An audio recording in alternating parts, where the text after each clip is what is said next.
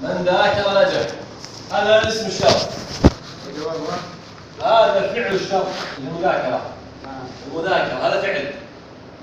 طيب إذا ذكرت أنا ما النتيجة؟ النجاح. هذه النتيجة. هذا جواب الشرط. جواب الشرط. جواب الشرط. واضح؟ نقول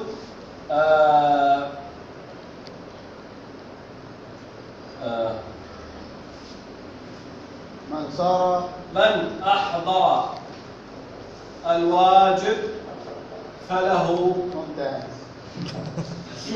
درجة. فله درجة. هذا اسم الشرط. أين فعل الشرط؟ أحضر الواجب. هذا فعل الشرط. طيب إذا أحضرت الواجب ما النتيجة؟ درجة. له درجة، لك درجة. جواب الشرط. هذا جواب الشرط. واضح؟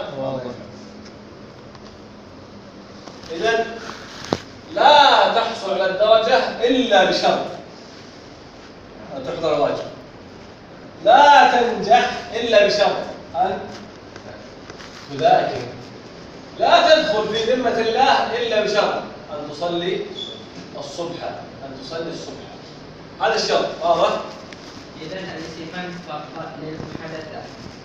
السؤال يراد به جواب. هذا استفهام. سؤال يريد جوابا. هذا استفهام. الشرط كما هنا. الشرط كما هنا.